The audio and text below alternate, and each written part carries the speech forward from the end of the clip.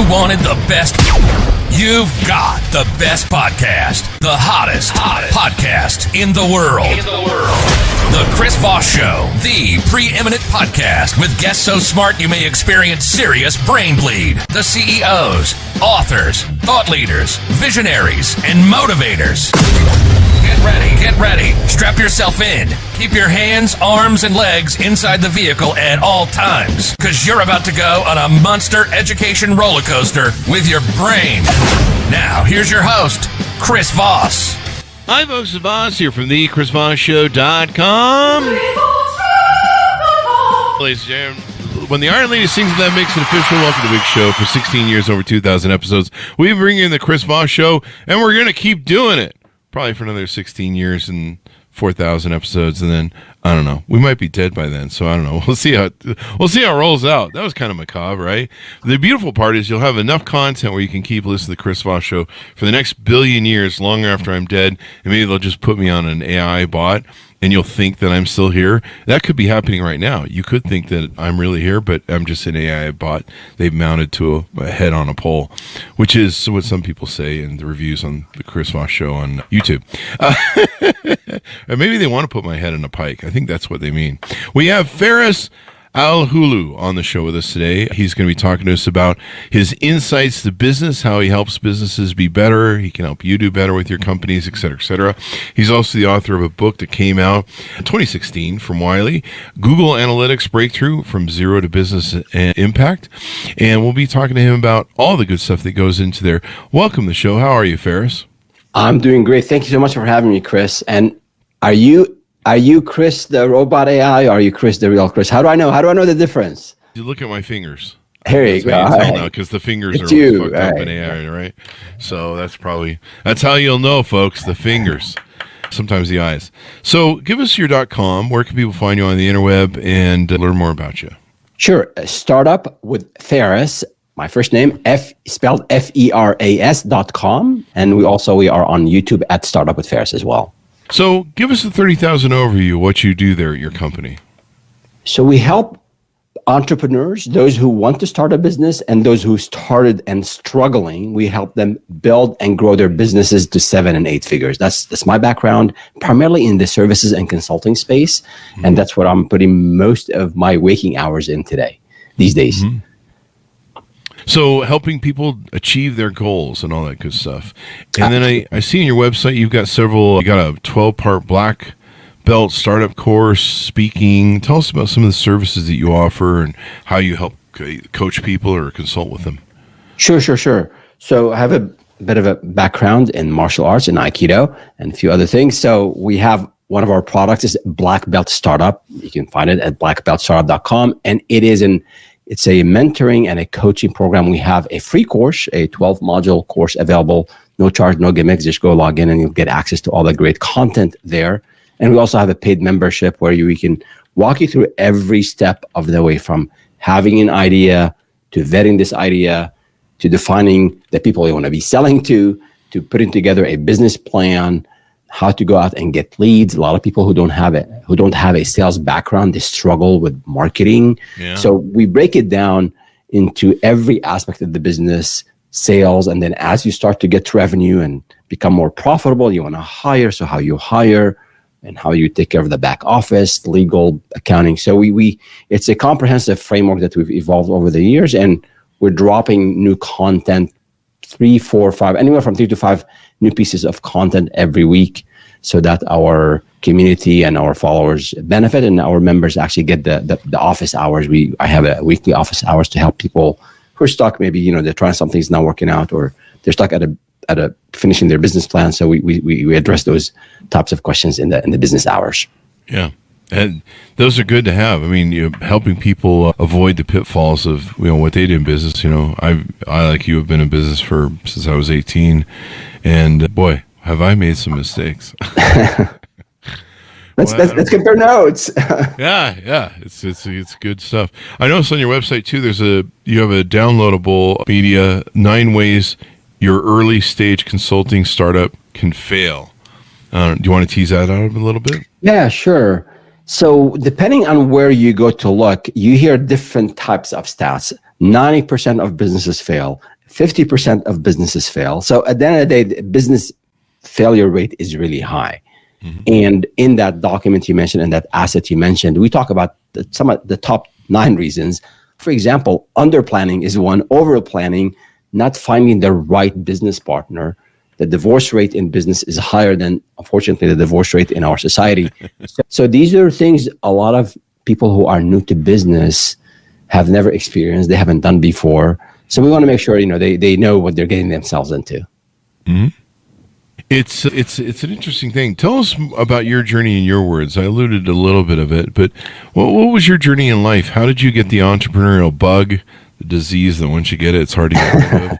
What were some of your influences? Were your parents entrepreneurial? Did they help seed any of that? Yeah, my late mom was a teacher. My dad was in business, and he had his ups and downs for sure. Mm-hmm. And then I went to school. I went to college for electrical engineering, worked in that field for a couple of years. It didn't really work out really well. I moved to more of an account management.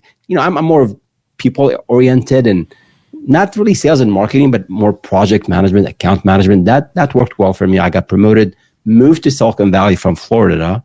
And our thoughts are with folks in Florida with the hurricane.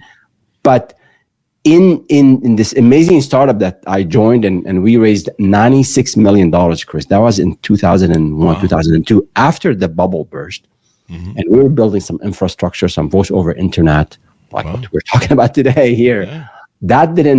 We were a bit ahead of the market, no customers, no revenue, waves of layoffs ensued. And then one day the CEO came into my office, and I was a VP at the time. And he said, "Hey, Feras, you have a minute?" I said, "Sure." He shut the door. And I said, what did I do wrong now?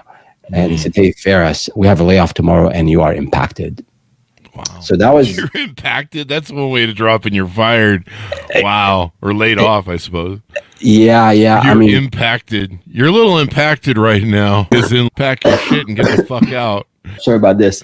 My allergies are acting up. I had a young family at the time, my wife and 3 children. And think about it, a VP in a pretty cutting edge startup in Silicon Valley. So you go from the highest of highs to the sort of the lowest of lows overnight, at least psychologically, emotionally. Yeah. Not just the financial part. That's important, of course. Mm-hmm. And they didn't give me a whole lot they had an okay severance package, but like, what do I tell my friends? What do I tell my kids? What do I tell my wife? Why me? What did I do wrong? Too. Exactly. Like, this is my identity. Why now it's been taken away? Who am I now? And it was one of those startups you read about in the books. We worked really hard. You sign up to work 12-hour days, 6 days a week. I slept a couple times at that startup helping the engineers get ready for the demo for the investors the next day. So I gave it everything I had. And at the end of the day, no revenue. So things have to happen. So that was really hard.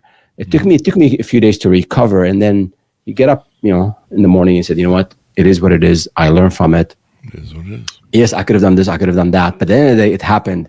Now I got to go I got to do something else." So I started sending out resumes, I think for 6 or 7 weeks.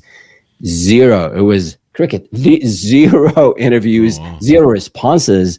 And then I ran into a friend of mine who was thinking of starting a business. And he said, "Hey, Ferris, why don't we get together and put our resources together and start this thing called online marketing web design?" This is 2003, the dawn of the internet. And that's how we got into it. So in a way, I was forced into entrepreneurship, but that's how we got into it. Hey, survival of the fittest, man. That's what shapes entrepreneurism, right? A necessity, a need that needs to be fulfilled, seeing an opportunity that you can exploit, or what's the word that Silicon Valley loves to use? Disrupt, leverage, leverage, impact. Oh yeah, those words are very vivid in my mind, Chris. Yeah. You've been impacted. You're like, so did I just experience something at a Diddy party, or did I? I don't remember being covered in baby oil, but Bender. What kind of impact is going on here? Because it feels like I might be at a Diddy party. That's starting to feel like a Diddy party. I'm being laid off, so I'm basically being effed. Never mind. Anyway, you get the idea of Diddy parties. Have you been? No, I'm just kidding. I'm not going to ask you that question. I'm just joking around. We're doing the Diddy jokes right now, so if you're watching this video 10 years from now, he just got arrested and put in jail. So you probably know what the end result was of all that. It wasn't suicide. Anyway, just kidding.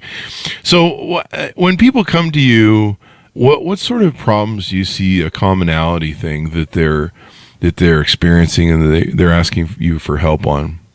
Yeah, so I think there are two main types. One is those who are about to start or just started. Most, I think 70%, based on some stats I've found, 70% of founders, of new business owners, they don't have any background in sales or marketing, and that's hard. If you haven't been out there telling people what you do and how you can help them, it's hard. So I think helping, what I end up doing a lot of times is just showing that you're not the first one who's looking to start a business.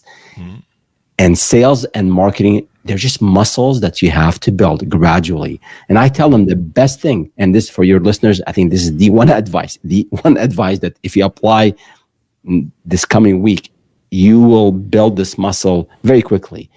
Go to a 2 or 3 networking events in your neighborhood, not online, in person. Learn how to talk to strangers about the value you offer. So that's really getting people over this fear of speaking to strangers, asking strangers for money, telling people about, hey, I have a business. So there are all these constraints and all these restraints we have in our minds that we were not entrepreneurs. We're used to employment and all that, most of us. So that's like getting the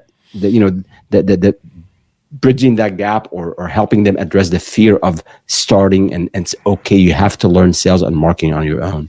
That's one major issue we typically deal with. And then I think the second one is more on, okay, like the financial piece of it. Like, how do I plan for this? Do I have enough money, savings? Do I need to get funding? How do I, once I start to grow, like what do I do? So really showing them the first few steps to get to profitability. Those are the two main areas. Is those who want to start, kind of getting them over the fear of taking the leap, and those who started and they're just not sure about sales and money and all that, like helping them build a financial or like a business plan to support their goals. There's probably a lot of people now that you're helping because they're getting out of the executive game, right? And they're wanting to be, I want to start a business, and so they're kind of skillless in a lot of these things. Is that pretty much what you find? I mean, they're different. So in the last 2-3 weeks, for a reason or another, I had 3 folks reach out who were recently laid off. And we're seeing there were massive layoffs in 2022, some in 2023. We're not hearing of massive layoffs today, but layoffs are still happening. And especially for those of us who are maybe in their, in mid-career, you have 10, 15 years of some technical experience. It could be accounting, it could be coaching, it could be whatever it is. It could be programming, it could be event planning. I think if you have skills, that's what I always tell people. One of our black belt principles, if you have the skills and you're willing to sacrifice, I think your chances of making it are increase significantly. So passion is optional, but skills and sacrifice are not. And if you have the skills, then there is a science, there are a number of steps you can take to turn these skills into a business. You just have to learn the business side of it. Yeah. And I mean, there's a lot to it. Then probably how to learn how to delegate. That was one of the hardest things I had to learn for starting a business, is learning to delegate, giving up the, quit trying to control everything. I must control everything. No, I'm the only one who can do it. Yeah. No one can do it as good as I can. Yeah. As well as I can. Yeah. Yeah, fun is fun. What else is there that we haven't touched on that you help people with? You do one-on-one calls, or do you mostly do code? So actually, a whole lot of people helped me along the way over the last 20 years. So 2003 is when I was laid off. Started the business about 7-8 weeks after that, and then we struggled for the first 2 years. We struggled a lot, Chris. I tapped into my savings. I depleted my 401k. After I saw a bit of a light into I've sold a few projects. I see the potential. I went all in, had an amazingly supportive wife and family. And then we did well after a few years. And then we built another business, and then we sold that business. And then fast forward to 2019, we had specialized in one of the business into analytics. We became one of the top Google analytics partners. And then we sold that business. We were at 8-figure at the time, and we sold it to Dentsu, the global marketing giant. And that was, that journey from 2003 to 2019, 16 or so years. It was full of ups and downs, amazing people that we've worked with, a lot of partners, a lot of suppliers. I mean, you build some of the strongest relationships, I think, in business, because we spend most of our waking hours in business, right? Mm-hmm. As you are working hard, as you are trying to build something amazing, make sure you surround yourself with amazing people, because it's a long journey and you want to be there. You want to be with people that you enjoy, you enjoy working with, you enjoy having fun with. Mm-hmm. Yeah, I mean, the enjoyment part of it, I've talked about this ad nauseum on the group. It's doing something you love, genuinely love, makes all the difference. It's hard to show up every day after 10 years, 20 years. It's hard to show up sometimes. Yep. If you don't love it, it's really hard to show up for it. And when you love it, it doesn't matter 10, 15, 20 years on. I do this podcast, I'll skip to work. I love it. I love talking to people. I love talking about their journeys, their lessons of life, all that sort of stuff. But you really have to love it, because otherwise it's labor work, and that's probably why 99% of podcasts fail. Yeah, it's really important. I agree with you, and I think you have to find something in it that you really love. Mm-hmm. In life in general and in business specifically, you're not going to enjoy, as a business owner, as a manager, as a developer, as a designer, you're not going to enjoy every piece of what you do. I don't like accounting. I don't like reviewing. I don't like reviewing contracts. But I see that initially I had to do all of it, and then later I was taught you should outsource this stuff, right? Mm. So there are parts of it that are going to be difficult. Sometimes you have to have difficult and awkward conversations with suppliers, vendors, customers, and your own team members. That's something that just comes with a package, but there has to be, to your point, something that you're going to enjoy. For me, it's finding the right people, building this culture that people just enjoy coming to work. We'll have challenges, we'll have our arguments, but at the end of the day, we are building something together. And as a business owner, I also want to make sure I want to take care of these people who sacrificed with me, who maybe could have gone somewhere else and gotten a better salary. Mm-hmm. As they sacrificed and stayed with me, I also want to take care of them when profitability starts to show up. Mm. One of the things you talk about is entrepreneurial mindset. Tell us about what that means, and how do people, maybe some simple tips on how to get into it. I notice you have a lot of articles on it, so. Yeah. When the one tip is, don't watch YouTube channels who promise you to become a millionaire overnight or over 3 months. It does not happen. There are no shortcuts to building anything of significance, to doing anything in life. Yeah. You can't fake preparing for a marathon. You cannot. You cannot. Unless you're David Goggins, maybe that's different. You have just an amazing... Well, he didn't fake it either, man. The training he puts in is... Exactly, but his willpower, I think, is just so high. He can do whatever he wants.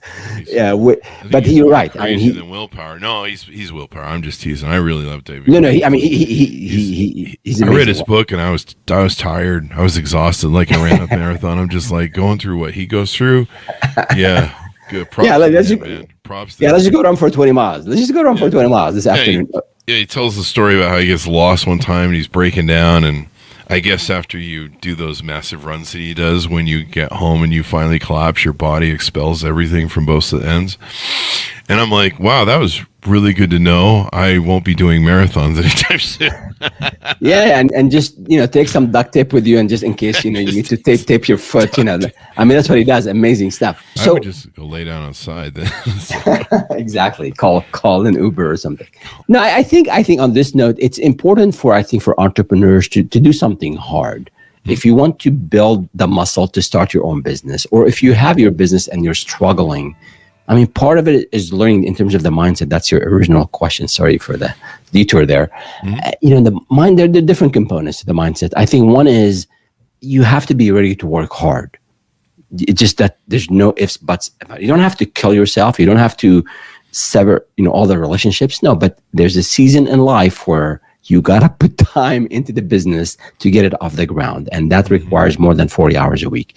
The other thing I think is we're really bombarded by marketing messages. And I have a marketing background, but it's sort of like makes it like almost I can do it. I can do whatever I want if I put my mind to it, and I can do it very quickly. This sort of instant gratification, things take time. So people have to be prepared for that. And last but not least, I think from a mindset perspective, resilience, failure and resilience. So you will have issues. You'll have many challenges. You'll have failures. And you just have to be able to learn from what you just did. Like a big mess you created, you have to learn from that and not repeat it, So that, I think people talk about resilience, and in my mind, it's very simple. It's the ability to, okay, we failed. Yes, we lost this deal. We did not pitch well. We did not take care of this customer.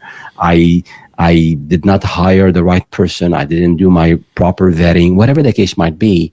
Just make sure you sit down at the end of the week, at the end of the month, evaluate what went well, do more of it, evaluate what went wrong, and then, okay, here's what I'll do better next time. So that resilience in my mind is, okay, you'll fail. That is guaranteed.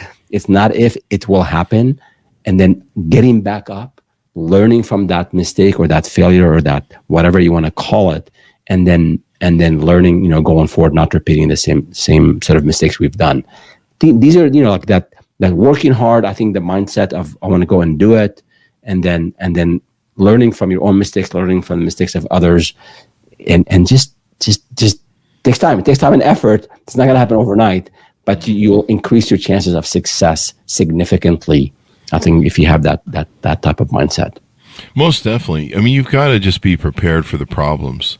So really, we talked about this on the show from different shows, but really, they really should name an entrepreneur problem solver. That's really what you become as an entrepreneur, and the problems are endless.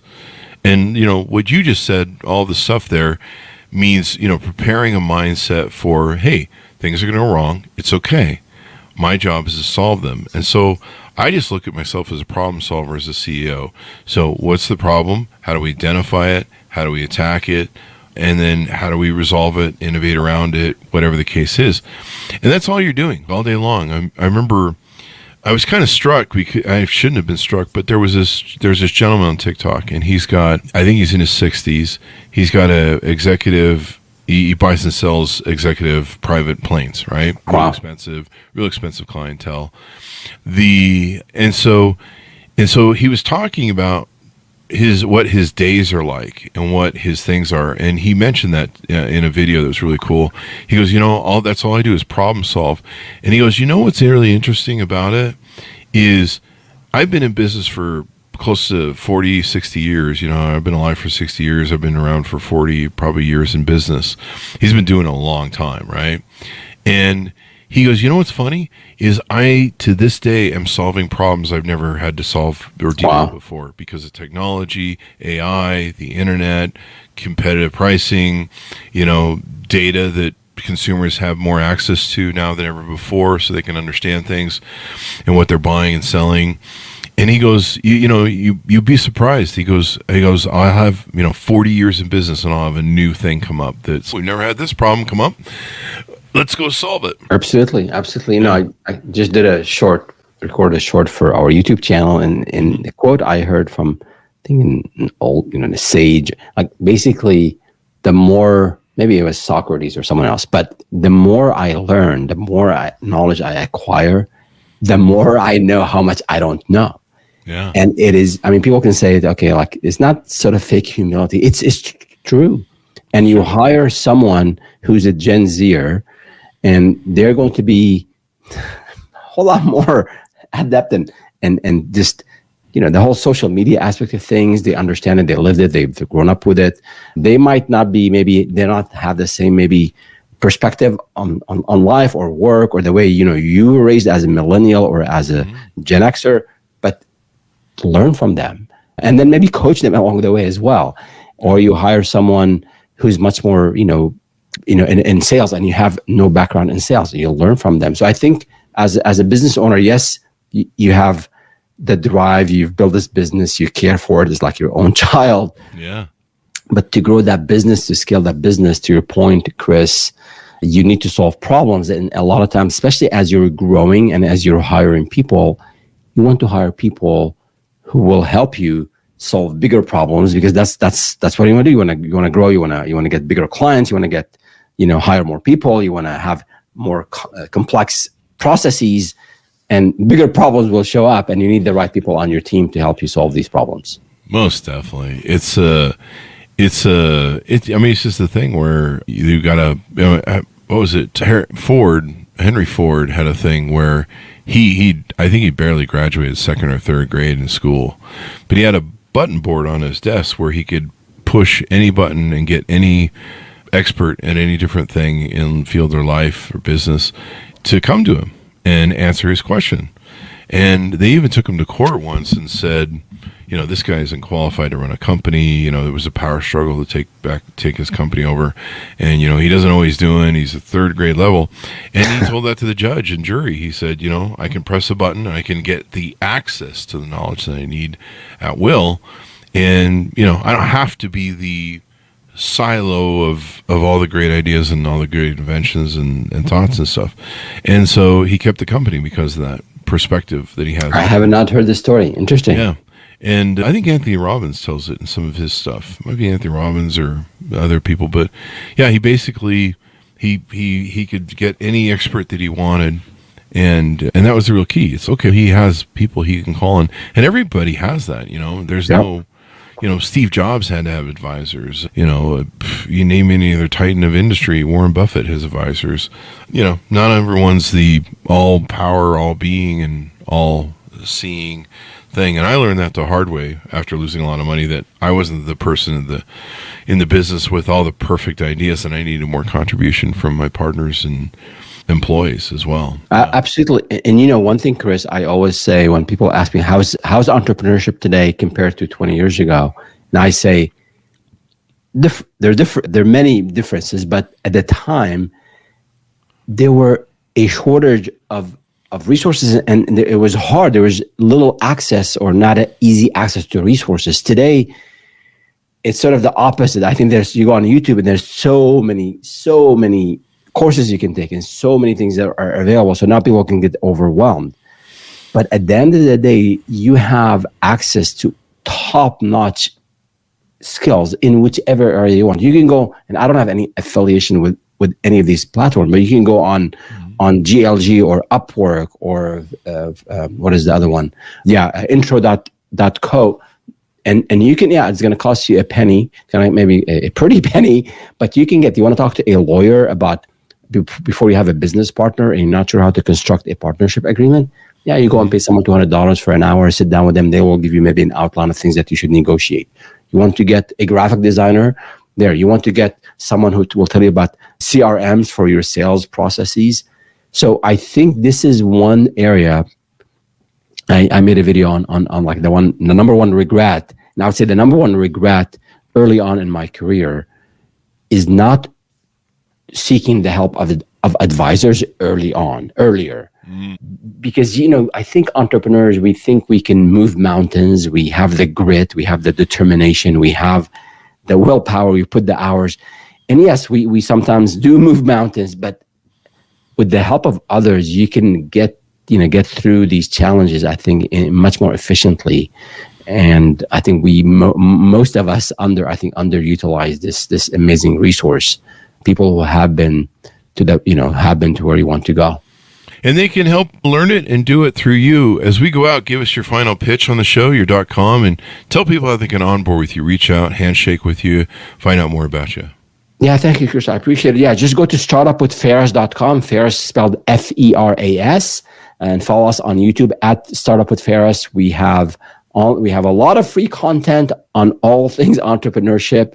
And then we also have our product, blackbeltstartup.com, where you can sign up there for a free course and then also the paid membership. So I'd love to help entrepreneurs. Check out our content. Let us know if you have any questions. I have a weekly live stream where we answer questions from the community. So if you're stuck, let me know. Happy to help you get unstuck. Or if you have an amazing story, a big win, or even a small win, reach out, let us know. I'd love to share that with the community as well. We certainly appreciate it. Thank you very much for coming on the show. Thank you so much, Chris. And thanks. Congrats on 2,000 plus episodes. That's very impressive. So it is. Congrats on that. My back hurts. Actually, it's been a wonderful joy.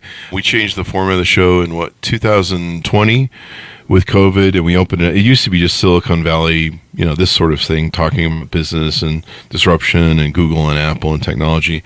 And then we opened it up to everyone, where we talk about, life in general, this, that, and the other, trauma, how to help yourself. And it's a labor of love. I show up every day. We do 2 to 3 shows. We're doing 4 shows today. Oh, nice. And I love meeting people. I love finding about their journey. Hopefully my audience does it well. They listen to 96% of the podcast episode. So I think they dip out at the end. They're like, Chris is rapping. On to the next one. But they evidently love it too. Yeah, it's a great thing. Learning is so important, and I hope that most of our audience has that same sort of belief system too. And hopefully we keep providing smart people, I guess, like yourself. I'm just the idiot host of the mic, so no one really cares about me. But thank you very much, Ferris. Thanks to our audience for tuning in. Go to goodreads.com/Chris Voss, LinkedIn.com/Chris Voss. Chris Voss, one of the sick talking all those crazy places. Be good to each other. Stay safe. We'll see you next time. And that should have us out.